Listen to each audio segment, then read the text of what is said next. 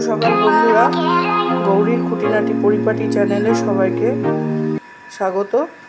আমি আজকে বানাচ্ছি পাট পাতা দিয়ে আর রাঙা আলু দিয়ে এই রাঙা আলু আর এই পাট শাক একসাথে করে একটা ভাজা করব।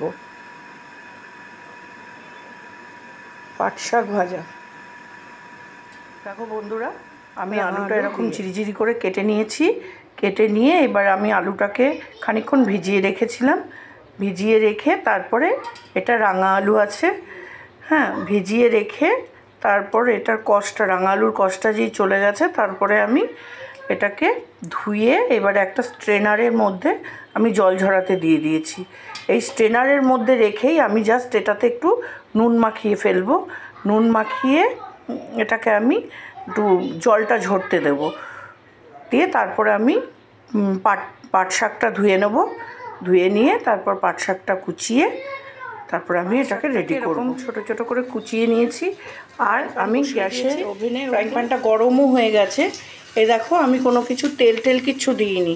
এই শুকনো ফ্রাইং প্যানে আমি পাট শাকটা এইভাবে পাতিয়ে দিয়ে এটাকে আমি একদম শুকনো করে ভাজা করব। যেভাবে আমরা নিম পাতা ভেজে গুঁড়ো করি, ঠিক পাট শাকটাকে ওই রকমভাবেই আমি ভাজবো।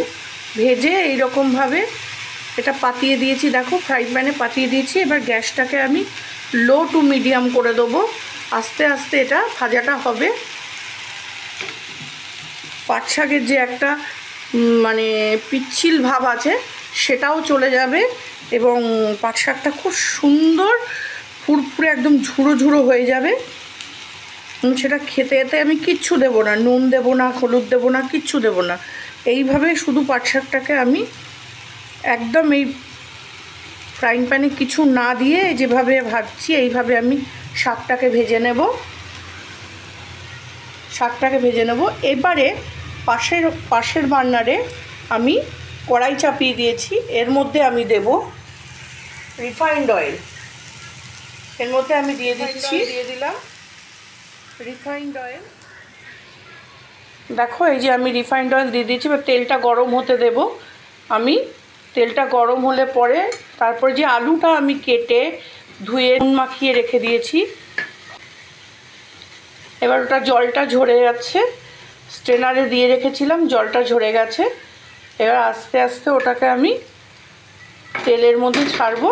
ছেড়ে ওটাকে একদম পুরো ঝুড়ো করে ভেজে নেবো। ঝুড়ো করে আলুটাকে আমি ভাজবো। ভেজে আর এই পাট শাকটাকে একদম এই নিম পাতার যেভাবে শুকনো খোলায় ভাজা হয় ওইভাবে ভেজে আমি তারপর ওটাকে এই আলু ভাজার সাথে মেশাবো। কিন্তু আমি তেলে একটু শুকনো লঙ্কা আর কালো জিরে ফোড়ন দিয়ে তারপরে আলুটাকে ছেড়ে দিয়ে তারপর আমি শাকটা দিয়ে মেশাবো। দেখেছো, আমি পরবর্তী আবার স্টেপে আসছি, কিভাবে কি করছি আমি সেটা দেখাচ্ছি তোমাদেরকে। এই আমার তেলটা গরম হয়ে গেছে। এবার আমি তেলেতে আলুটা দিয়ে দিচ্ছি।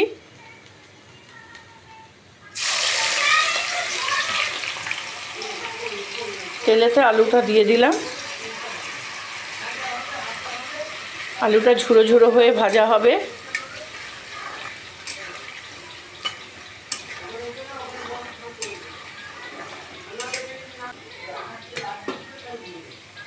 আমি এটা তৈরি করে নিই। দেখো, এবার আলুটা আমার এই রকম ভাজাটাও হয়েছে ঝুরঝুরে। এবার আমি আলুটাকে ঝাঁঝরার সাহায্যে তুলে নেব। একটা ঝাঁঝরি হাতার সাহায্য নিয়ে আলুটাকে এই যে তুলে নিচ্ছি। যে পাট শাকটা শুকনো খোলাতে আলুটা তুলে নেব, ফ্রাইং প্যানে ভাজা হচ্ছে। দেখো, আমি কড়াইতে কিন্তু তেল মোটে দিইনি।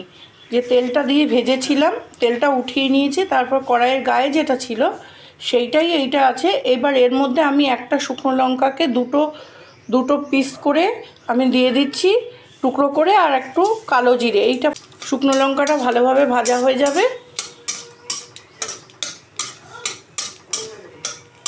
এবার তার মধ্যে আমি এই দেখো পাট শাকটা এইরকম হাত দিয়ে দেখো গুঁড়ো গুঁড়ো হয়ে যাচ্ছে, এই যে।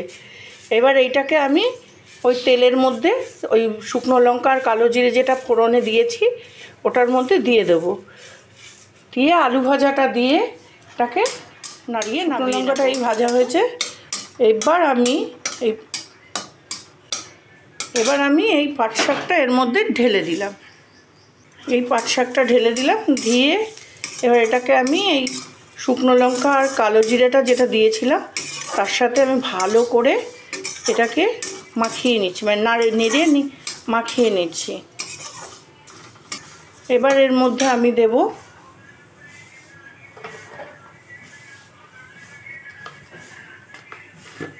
আমি কিন্তু যখন ওটা ভেজে মানে শুকনো খোলায় যখন আমি ভেজেছি তখন কিন্তু আমি ওটাকে কোনো নুন ঠুন কিচ্ছু দিইনি। এবার আমি সামান্য একটুখানি নুন দেব, এই দেখো এইটুকু নুন দেব, এটা টেস্টের জন্য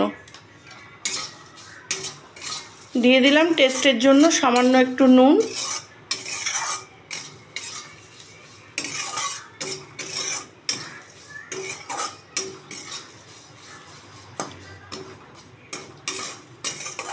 দিয়ে দিলাম। আমার এই শাকের আমার চ্যানেলটাকে ফাইনালি আমার ভাজাটা রাঙা আলু দিয়ে পাট শাক ভাজাটা কমপ্লিট হয়ে গেছে। এটা আমি একটা সার্ভ করে নিয়ে তারপর তোমাদের দেখালাম। ঠিক এই রকম হবে দেখতে, খেতেও সেই রকম হবে। তোমাদের যদি ভালো লেগে থাকে তোমরা একবার বাড়িতে নিজেরা করে খেয়ে আমাকে কমেন্ট করে জানিও যে কেমন লাগলো। আর আমার চ্যানেলটাকে লাইক কমেন্টস শেয়ার করে দিও। আর ইউটিউব থেকে যারা দেখছো আমার চ্যানেলটা একটু সাবস্ক্রাইব করো।